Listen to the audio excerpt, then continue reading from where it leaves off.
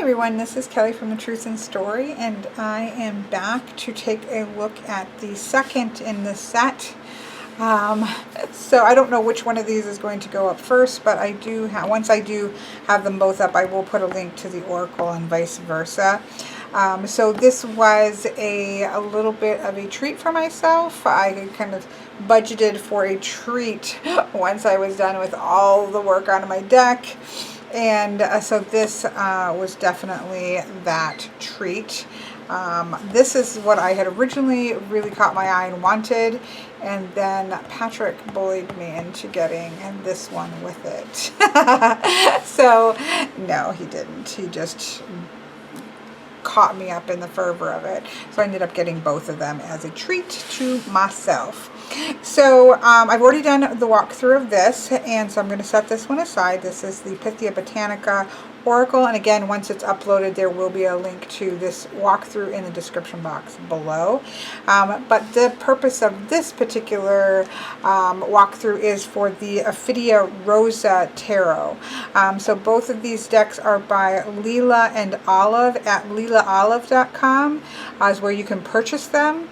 And it says Ophidia Rosa is an intuitive tarot, a tool for guidance, transformation, and wanderlust in the natural realm. Each deck holds 78 hand-illustrated cards, the full major and minor arcana with an instructive fold-out, designed by Nicole Reyes.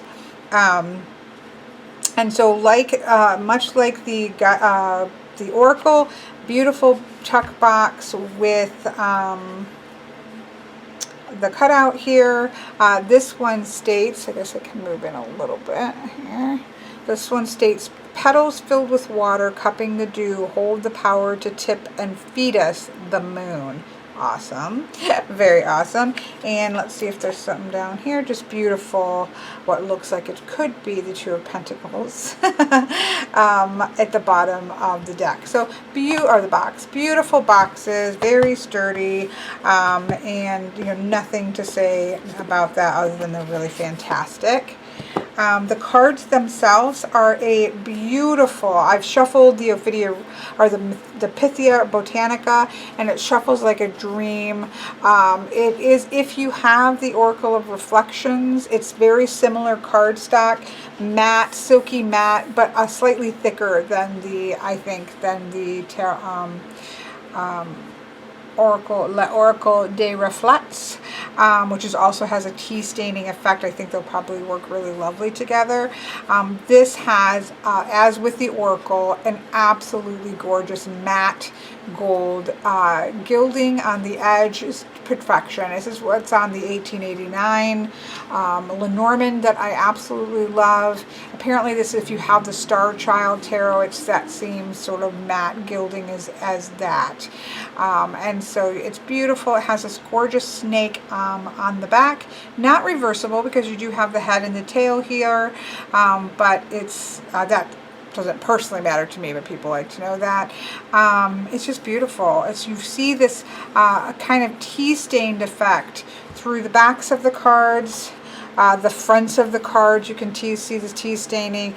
Again, even in the coloration of the box, you can see that staining effect. And I'm sure, yes, all the way through to the little paper here. So, beautiful construction. Everything about this is really beautifully done.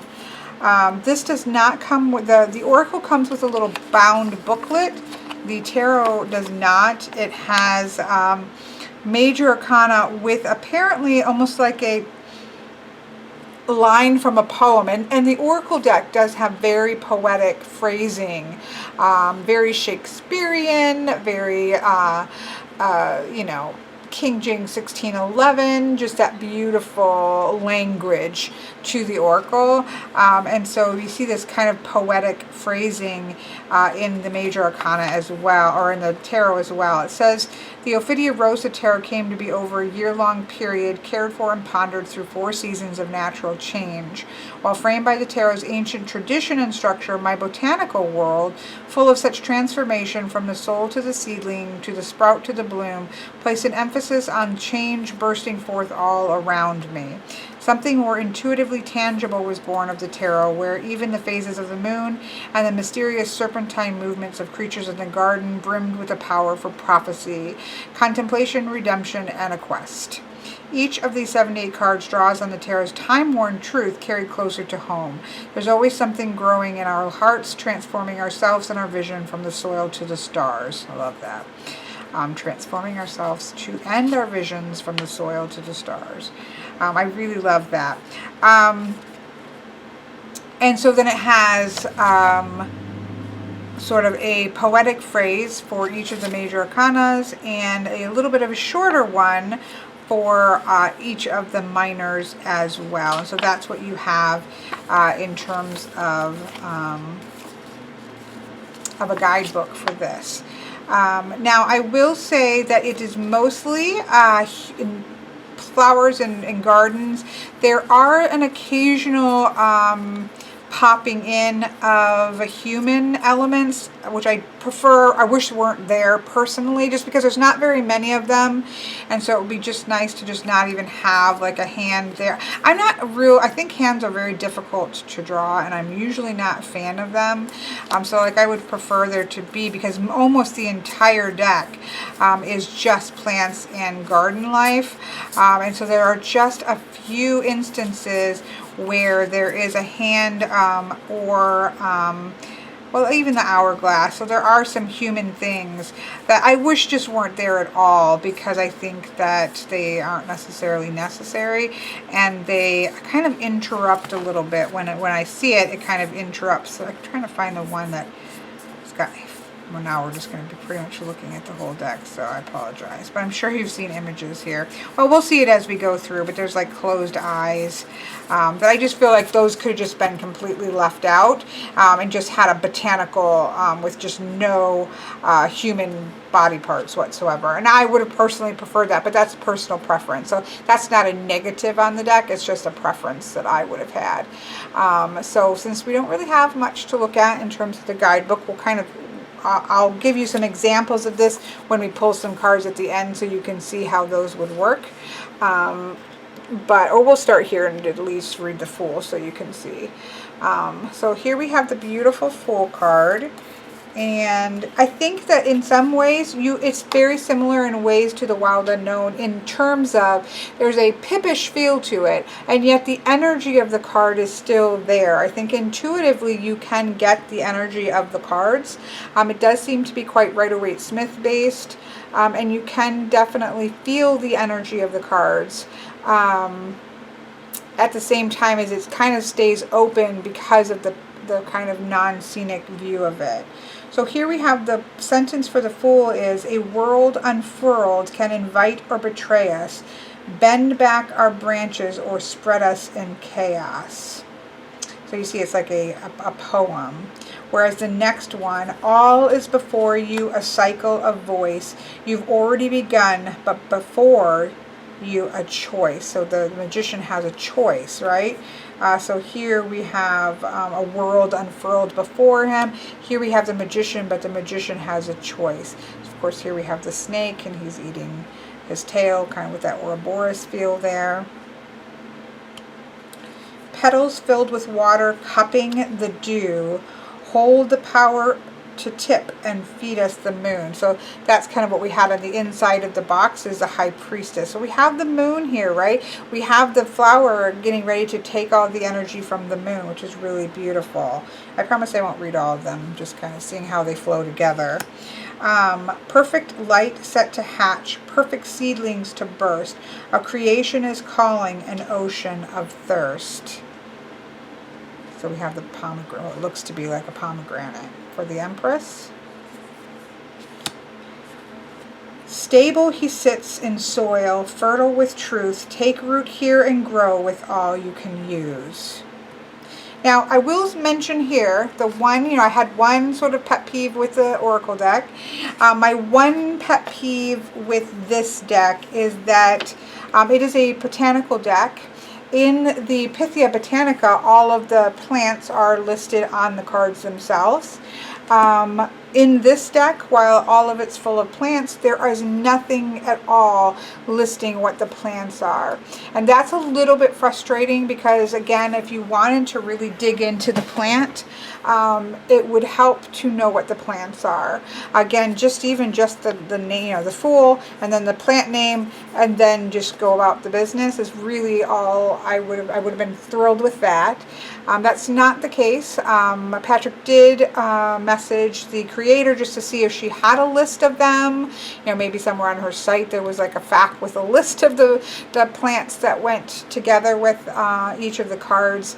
But that is, she does not. So it's meant to be read intuitively, blah, blah, blah. So I get that, but just in a perfect world, sometimes you want to really delve deep into the plant lore, which is kind of why we got these decks. And so having to not have to try to figure out what each of the cards are, would have or each of the plants might be, would have been really nice addition. So just a quibble, so to speak. Here we have the Hierophant, which we do have again. So we have the candles here. So I think this is the first one where we do have like a human element of candles. Obviously, a human had to make the candles as well as light the candles. So we do have a human element. The one who possesses the highest of wicks will guide us through shadows that flicker and flick. I do love the poem lines. Here we have the Lovers. Our phases of light are bending together as pieces of earth circle forever. So again, you can see there's two flowers here. They're bending towards each other. So you can see the lovers here. Here we have the Chariot, which is interesting that we have a shield. Like I would have thought with the Chariot that we would have had, or with the shield would have been more of the Emperor than having a shield on the Chariot. But it just says, armed with strong roots and the brightest of blooms, we are the ground, we carry no wounds. See, that one is interesting to me because the Chariot's about movement. So you would have thought maybe there would have been like a creeper plant, like a plant that creeps up, or ivy that climbs up the wall of something, what we think of as high moving plant. But we instead are talking about roots. And the ground and sort of that idea more of groundedness, which is interesting. Although the Chariot movement does come from that sense of grounded confidence, which is what allows that movement. So you can certainly go there, but I do think this was a little bit of an interesting choice here. Justice. We again have scales, we don't have scales, we have candles again with the Justice card. Let light hold attention as a flower's weight shifts from a single petal fallen. So we do have that sense of balance between the three here. Here we have the beautiful Hermit card again with candles, so candles do seem to be a theme. But what did I say? I called the other one the Hermit, the Hierophant. Yeah, Hierophant. Through thicket of trees enveloped in leaves, a beam peering in as we sit and we breathe. That's beautiful. Again, the poem lines are really wonderful. I think that they're worth using and looking at, because I think that is, again, there are some times in which the guide pages our books are part and parcel to the oracle, so to speak, and I think in this case that would certainly be this case. Here we have the Wheel of Fortune, we have the wheel shape, we have 4 snakes, sense of movement, we do have the moon on either side. Here we have the Strength card, which is gorgeous. I don't want to read all the lines. Obviously, that's something you want to sink into as you get to know the deck if you purchase it. But I wanted you to get a feel for how they would be. So here we have Strength. The Hanged Man, we have hanging flowers, obviously being dried, so probably. We have the Death card with the feathers. That's quite interesting. It looks almost like a angel wings, perhaps, but very beautiful. I do think this is the kind of deck that having some knowledge of the traditional meanings of cards is going to be important. And I don't think that that's a bad thing. I don't think every deck needs to be for a beginner necessarily. I don't think that every deck needs to be come without any work, which is exactly what I said about the Oracle.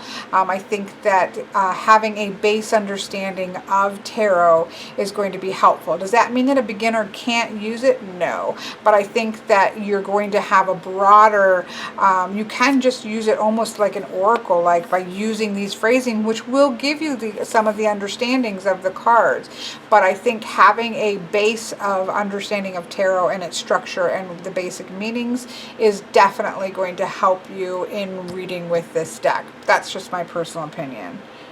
The Temperance card, which we still get that mixing and almost starting to go into a yin and yang sign, the alchemical mixing. Here we have the Devil, which again, I think knowing what these are, like I believe this would be Queen Anne's lace, and I'm not sure what those might be, poppies.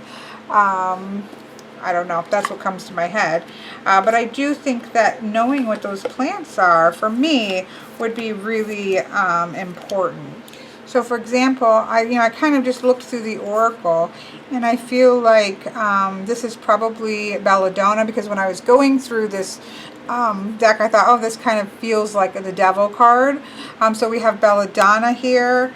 I believe this is a 5-petal flower. The leaves look pointier. In Love and Death, so that could be myrtle. These could be Queen Anne's lace for Sanctuary, but they could be also the elderflower. Nope, those are different leaves. There's another one that these could have been as well, so I'm not sure on that. I just kind of ran through it real quick. But like I said, kind of knowing what those plants are, I think, especially if you think about belladonna being in there, that would certainly have something to say about it. And I think that I just would have liked to have known what the plants were, and I will have to figure them out. But I do think that that would have been a really interesting layer to add on there. Here we have the Tower card. Interesting, again, we do have a sword, a broken sword here, as well as obviously leaves being pulled off of, or fallen off of the flower itself. Let's see what that little line is. Free from the rapture a perfect bloom can instill. So kind of free from having to have a perfection. In ideals we were captured, so that is that idea of being held, bound in by ideals, and now we're lost with free will. So we're kind of shaken up our where we've been captured by ideals and perfection, and now we've kind of got the free will of how we're going to move forward. So I think that's awesome. I don't necessarily think that I think the sword is interesting to put there in place of an actual tower, but I still think that is really cool. Here we have the Star card, which is beautiful. So for example, that to me is very clearly this borage, which is Leaf of the Heart, which has to do with the underworld, which is interesting. That this kind of plant of the underworld is kind of shining up to have hope, that even in the night that and I'll have to look up more about borage, but that would be included in the Star card, and there's probably things to learn about that once I do the work. Here we have the Moon, which we do actually have a moon here. A little bit like spiders here, but that would work obviously even with a garden. And here we have the Sun. So we do have the symbol of the moon and the sun on those. Here we have Judgment, which is interesting because this to me looks like a bell, like you would ring a bell. Let's just see what it says here. Judgment. Through every card pulled, a faint bell has been ringing. Now it is clear that our calling is singing. So it's that call to judgment, so to speak. I love this World card. There is a Wand card that's very similar that I wish wasn't so similar, but this is absolutely stunning. And I think it's fantastic. So then that gets us to the minors. So the minors are similar. Let's just look here real quick.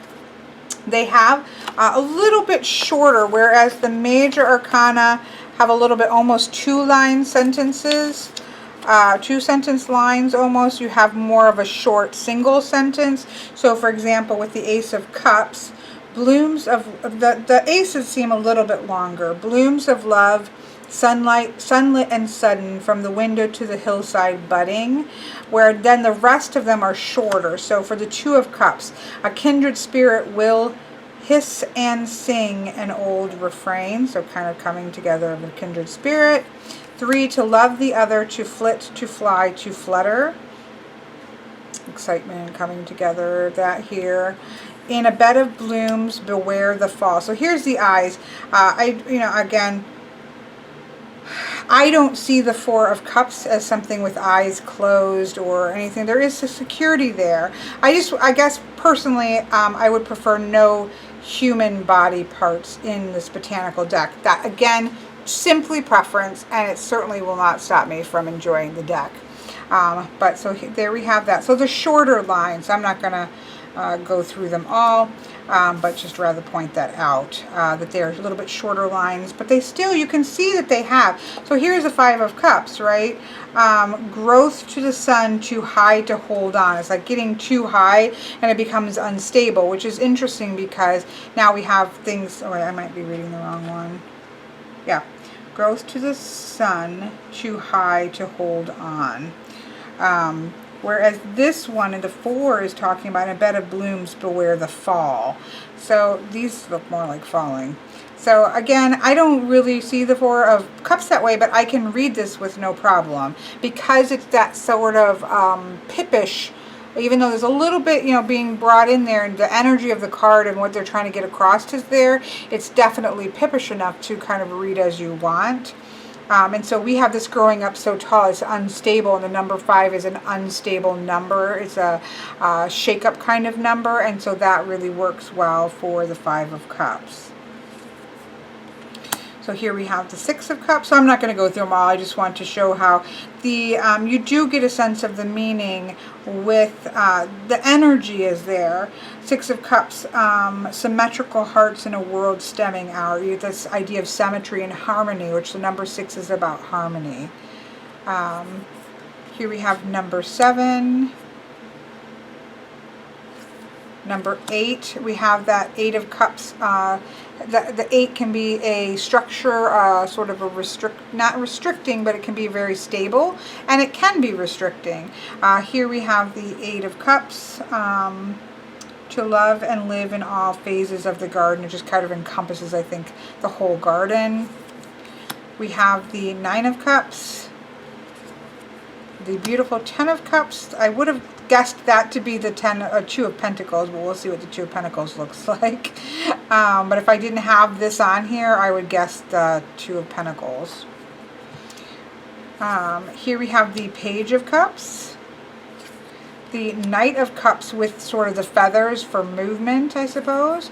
We have the Queen of Cups, again, probably my least favorite in the deck, but we have the Queen. She's creating her environment. And candles, and then we have candles in the King of Cups as well. That brings us to the Wands. So we have the Ace of Wands, the Two of Wands. We do have actually 2 wands. The Three of Wands. We do have 3 wands bound together. The Four of Wands, more of a little bit ivy-like. The Five of Wands. Are there 5? 1, 2, 3, 4, 5 kind of out branches. So not always so, because here's the Six of Wands, and we don't have like 6 branches. So it's not like pips. It's just, so let's look at the Six of Wands.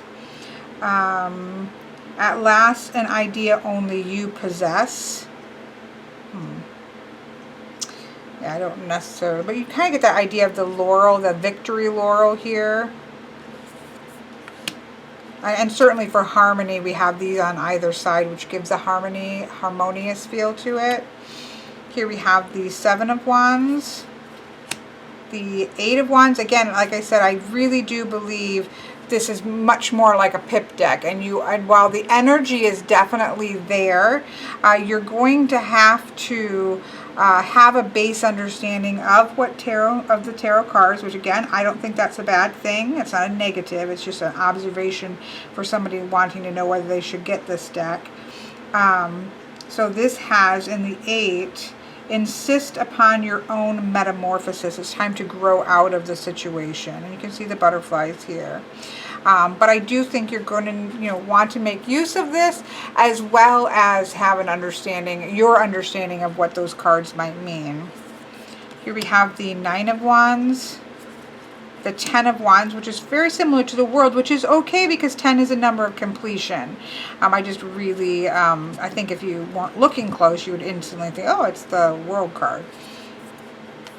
Here we have the Page of Wands, in which we have crystals show up, I think, for the first time. I don't think we've seen crystals so far.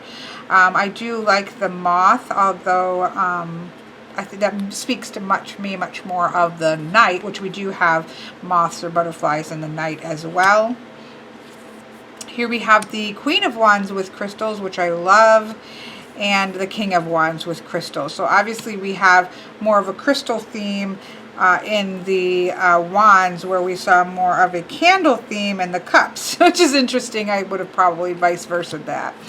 Of course, with the swords, they actually put a sword in. I think this could have been something other than just a sword. We have a deck that's not traditional.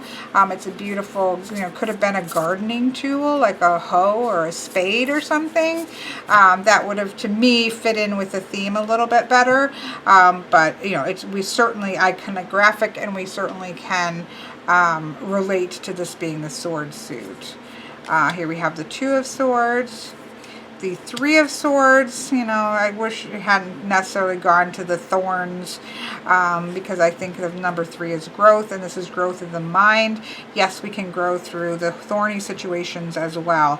But again, this kind of does show that this is a little bit more Rider-Waite-Smith based, but it's open enough that you can do what you want with it. The 4 of Swords is interesting that we have the snake bones. I don't think of that so much as death as much as hibernation. I could have seen like seeds being buried or something like that, but it's still a really cool image. The 5 of Swords with the hourglass. Let's take a look at that. In old wisdom and youth, a new bloom of truth.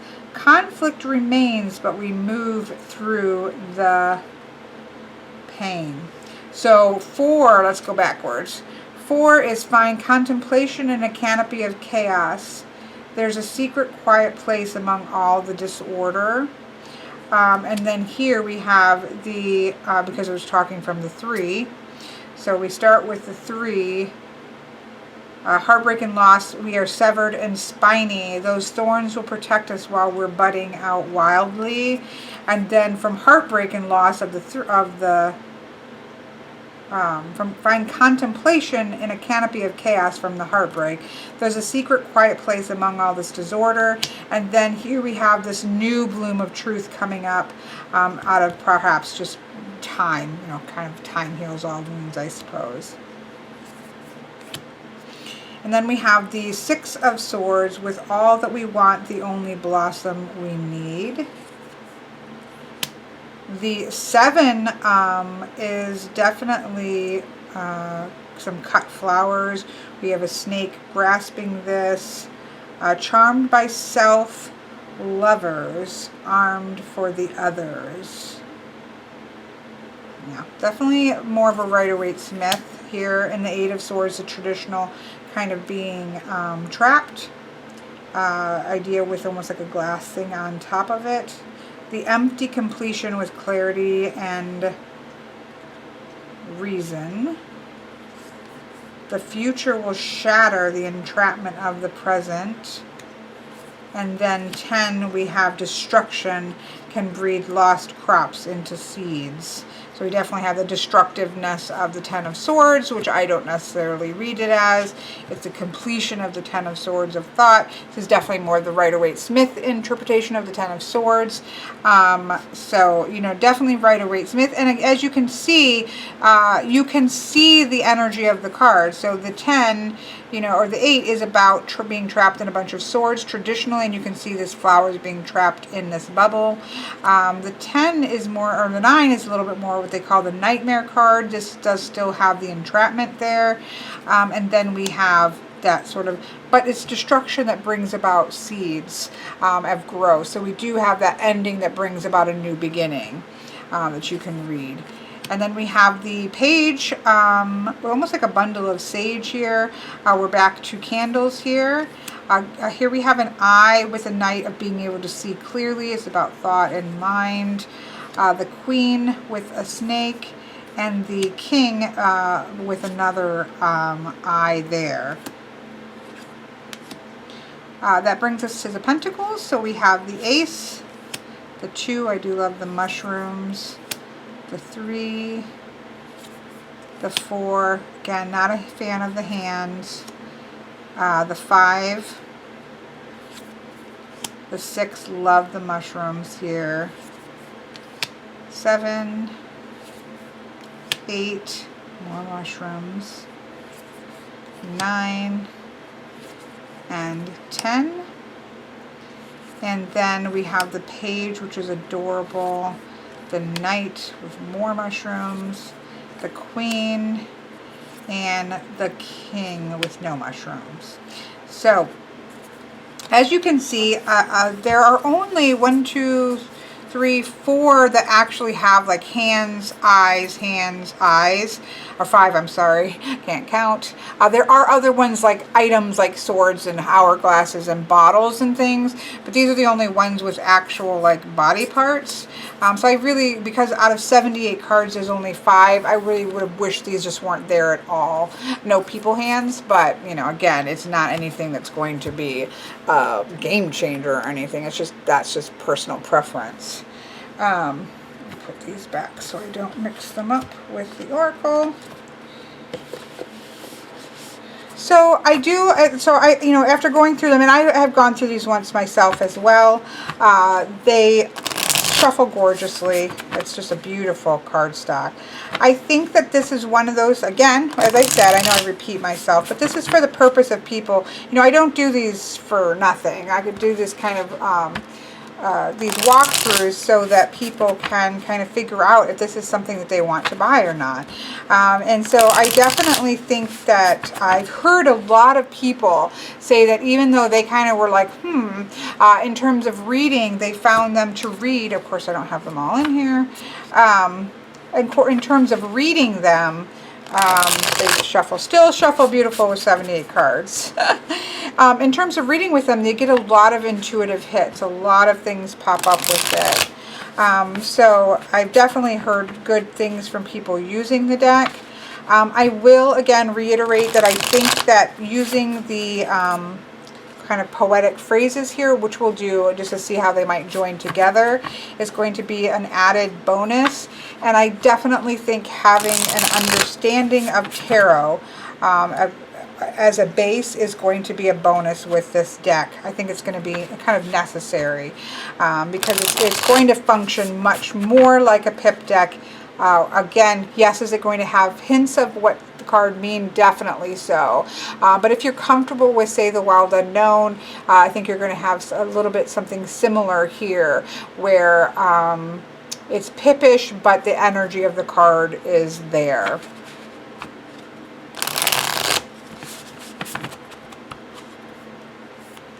So let's just, well, here, I'll pull the bottom one like I like, and then this one.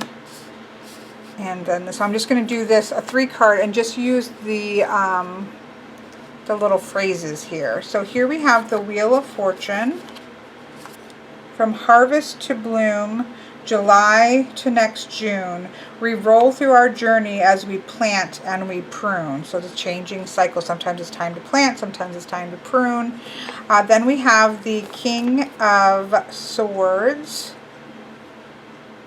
Stems stronger than pens, leaves bolder than ink. So aware of this fortune, we never should blink. That sort of really solid awareness and insight that we would think of with the swords and the mind and the intellect. And then we have the Empress with perfect light set to hatch, perfect seedlings to burst. A creation is calling, an ocean of thirst. So we have that working within the wheel of time, working within the changing season, having clear sight and clear intention, kind of that mental focus is going to start to breed that creation act that we see with the Empress card. So I do think these are really lovely. I'm excited to work with them. I do think for the most part they leave a lot open to how do you read cards, but they do again require that you have some kind of an understanding of how do you read these cards. It's going to help you. Can you do this as a complete beginner and use this? Yeah, but I think that then it's going to function a little bit more oracle-y based versus if you have that core understanding of what the cards mean, that's going to give, I think, a more full reading. But that's just my personal opinion. So I think these are, well, let's put these together real quick. Sorry, I wanted to do one other thing here. So let's get both decks out, because, you know, if somebody's going to purchase both decks like me, it's probably because they have an intention of reading them together. So there's a couple ways that you could do this, right? You could, you know, do what I just did. I should have just left those out. But you could, you know, pull a 3-card reading here where we have the Ace of Wands, the 5 of Swords with that new truth coming up right out of chaos. So there's something to be learned out of the chaos. And then we have the Page of Swords with new learning. So a shakeup in the mental places leading to that new learning of the pages. And we do have that beginning of that kind of passionate energy, that following our passion. And then what we could do, so okay, read that and say, okay, yep, I see that. So now I'm going to pull maybe a do or a don't. Do this, don't do this, or a strength or in a weakness. Shuffle, shuffle, shuffle. I'm just trying to show you this. And so then, oops, I got the deck upside down. So here we have the Devil's Bit here, and we have the Begin Forever. So if I have the Devil's Bit as a do card or a positive card, something that I want to sink into, a strength, that's interesting, isn't it? Because the Devil's Bit, let me look this up real quick. 13. So if we have this about steering readers to persist against the corrosive temper of envy, this is the idea of fractured roots. So if this is due, this is saying that some things have been fractured, but it can still flourish, and you can still actually get new blooms and new flowers out of some, because we see that the 5 of Swords, we see that there's chaos here, and it's saying, okay, there's been chaotic times, but don't give up, because this is a do card. So, you know, do keep persevering, because those fractured roots are going to grow new plants and new flowers. And for don't, we have the Nasturtium,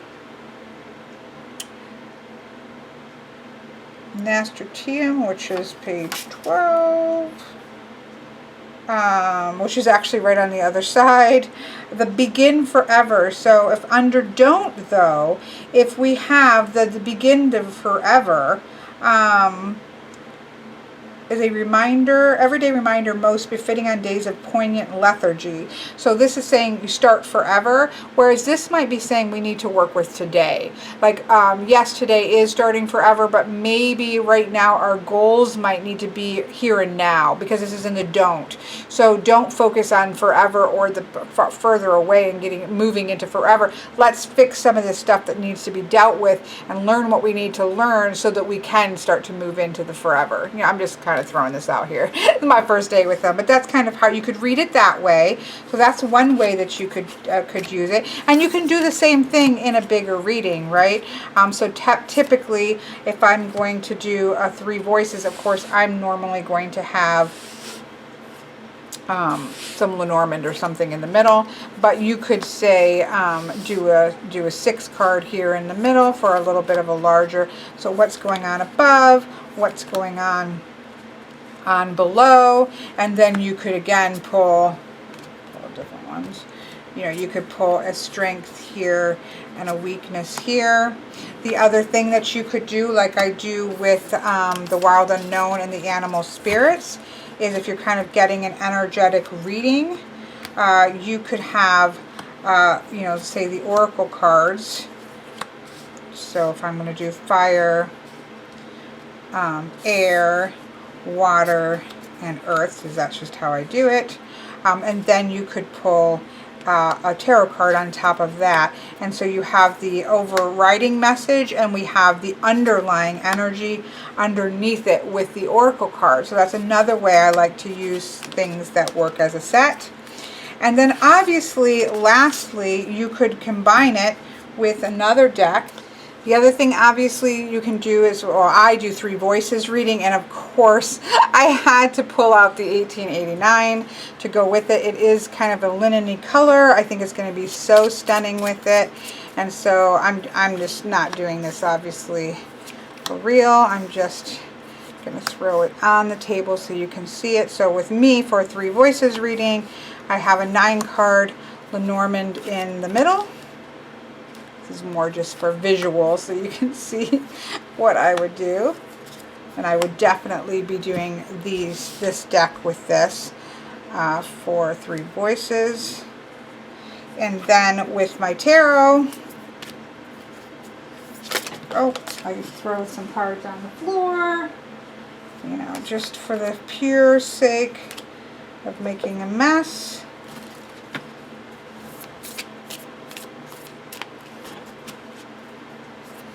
Then I personally do a fire, water, or fire, air, water, and earth, because that's the geomancy pattern of order of the elements. But see, I also like this because this is kind of Victorian feeling, and they, you know, use so much flower language in Victorian times and other times. But you know, you think about that sort of following, you know, using the language of flowers. So I think that this works really beautiful with this. And then I would pull, again, just kind of random here, I would pull one here and one here for the oracle, and so then that would make a absolutely stunning 3 voices reading. So there you go. There's just some suggestions of why I like decks that kind of match and go together. Is this necessary? No, this is not necessary. You can use, if you want to do 3 voices, you can use any tarot, any oracle, any Lenormand deck, and it's not going to matter. This is the fun side of collecting, right? That gives you that beautiful visual. Is it going to change anything? No, it's not. It's just a beautiful visual.